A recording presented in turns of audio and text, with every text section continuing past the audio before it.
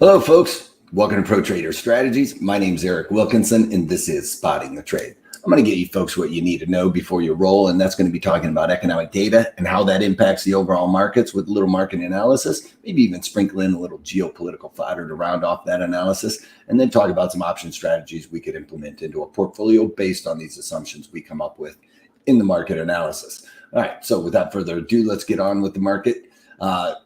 Talking about economic data, not really a whole lot. It is a Monday. A lot of things that we're going to be hearing about today is the escalation of the war in Ukraine, China really ramping up their pressure on Taiwan and Hong Kong, things like that. Those are going to be the overarching themes that we're going to be hearing.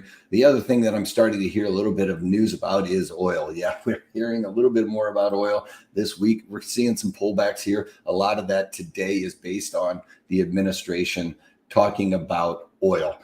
They are not talking about easing up sanctions here in the United States, which is really what we need, is to have these permits let up. As long as the global economies believe that we are going to start producing oil here in the United States, we can get these prices to come down just on the thought that we are actually going to produce more oil. I'm not talking about lowering overall taxes, making it cheaper. All that does is make it seem like it is cheaper when in fact it really isn't. It's going to come back. So we need the overarching headwinds for oil to come off, and that really is here in the United States, because we have as much oil as anybody else, is that we are going to say we are going to produce, and that would really cause these prices to come off. Trying to get OPEC to ease up on sanctions, not going to do anything, folks. They're not going to do anything. Why? Because they know that if we aren't producing, they have no incentive to produce anymore, because they want the prices high. The only times they want the prices to go lower in oil, folks, is to try and push us out of our fracking operations, because if the price goes too far below, say, $50 a barrel, that makes it very difficult for the fracking operations to make money, and they're going to try and put those thumb screws on those guys. That's what we need to see happen to get prices to come down. If we get those prices to come down, we'll see all kinds of issues ease up. Supply chain issues. Remember, the truck drivers, all right, they aren't paid by the hour. They're paid by the mile. So if they have to stop at a port and wait for a couple of hours to pick up their load, they're not very incentivized to do that. Aside from the fact that now they're paid by the dollar and they have higher margins, meaning they have higher price of gas to go into their vehicles. Well, that's not a whole lot of incentive unless you got a good load or a full load. You're not probably going to be moving that product. So with that said, oil right now seems like we're coming off a little bit, maybe testing that $100 a barrel mark. We need to see that go solidly below that, folks, in order to really ease up these constraints we're seeing on the economy. And this is the biggest driver of inflation, folks. And everybody else is going to try and say it's the Fed spending all this money propping up the markets. There's a lot of money in the system. Well, folks, this is a way to really cause that inflation to ebb a little bit, as to cause the distribution costs of these products to come off a little bit. All right, bonds. We're getting a little bit of move to the upside. Again, we're seeing a little bit of the levers and pulleys in the markets start to shake out here, with the bonds starting to move higher, and that's with the equities moving lower here. No flight to safety in the commodities here with gold futures. We would be expecting to see gold do much better in this sell-off with the equities, but we're just not seeing anybody put any money to work there. It's a lot of folks are sitting on cash right now. The institutional investors probably are sitting on about 70% cash. So that is not being allocated anywhere else, because I think that they want to be able to wait for this market, turn around, and then they're going to allocate. They don't want to have to move. If you think about institutional money, how big it is to move that behemoth amount of money from one sector to another isn't as easy as if you have the money ready to allocate, and you can do that on a moment's notice. VIX spiked to where we opened on what was a Friday after the big sell-off there with the markets rallying. Now, I talked about this on Friday, folks, that late in the afternoon, we'd probably see a bit more of a rally late in the day, and that's what we got, right?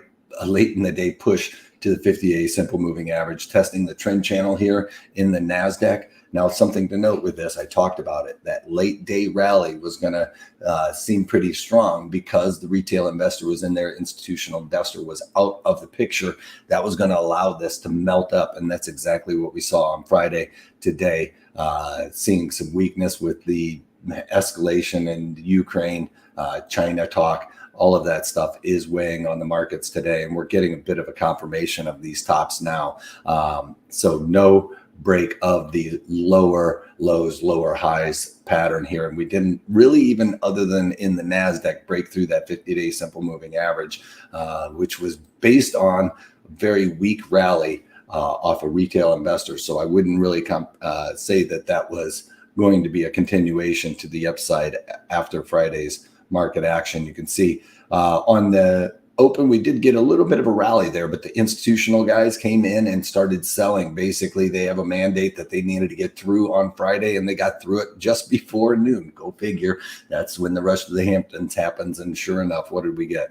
Late day rally off of retail investors.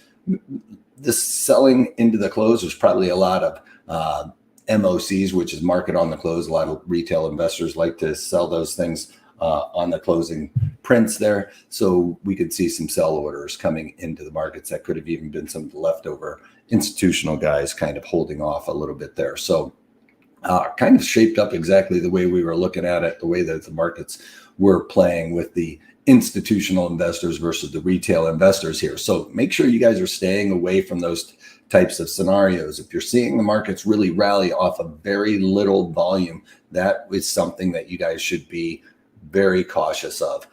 Those are going to be retail investors looking to catch knives, trying to pick bottoms here. And I don't think that this is necessarily the time to be doing it. We've been talking about when we're layering in these option strategies, selling puts with this high volatility, but we aren't going full boat. We're not doing a full tranche of what we would normally look for. We're looking for extremes and just kind of feathering into these positions here. So that's what I would expect for you folks to be doing these next couple of days, taking off the puts that we already put on, layering out of those, and looking for new opportunities, reallocate. All right.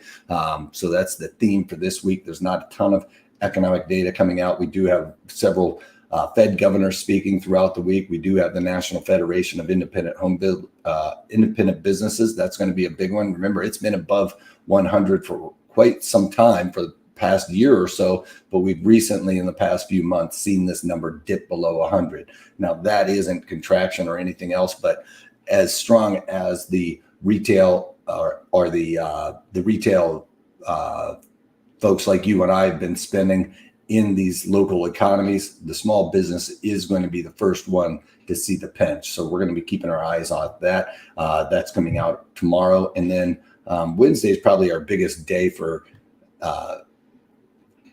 economic data across the pond for the most part. And then Thursday and Friday, we start seeing our economic data start coming in. PPI, Producer Price Index, is a good one. Retail sales coming out of China. And Friday, we get Empire Manufacturing. Those are going to be some of those manufacturing numbers we're going to be keeping our eye on, because those are the keys that have been showing some weakness here. And that's going to be pretty much our key to recession. Now, some folks out there are calling for a recession already. You guys haven't heard me say we're in a recession, because I haven't seen the data really show recession. We're still seeing the PMI numbers coming in above 50. Those are expansion in the economy. So anything forward looking that I'm looking at is not necessarily showing that weakness right now. All right. So we're going to keep playing these swings, cover our short puts on the rallies and the equities. Look for when the equities start selling off. Bonds are going to start making that move to the upside. That's when we're looking for covered calls, because we know that the bonds really don't have a ton of room to the upside to move, because the mandate here is a raising of interest rates throughout the year. And we're probably going to get that Fed fund rate above probably 3% even. We're going to be looking at trying to get it to 4%. So that means that the bonds have got to have that tail end flip up to the upside. So that was our opportunity to know selling covered calls in our bond portfolio, which you can't really do because a lot of you guys have munis and stuff like that in there. Well, I show you a little bit of a hack to try and lower overall cost basis of our bond portfolio. All right, so check that out at Pro Trader Strategies. Don't forget to subscribe, hit the bell, because the bell lets you guys know when I come in and announce. See, a couple of you folks are popping in because of that. Thank you very much for taking care of that, because I don't always know exactly when I'm showing up. All right, so it's going to be dependent on data and what I see going on in the markets. So if you can't take that, take it easy.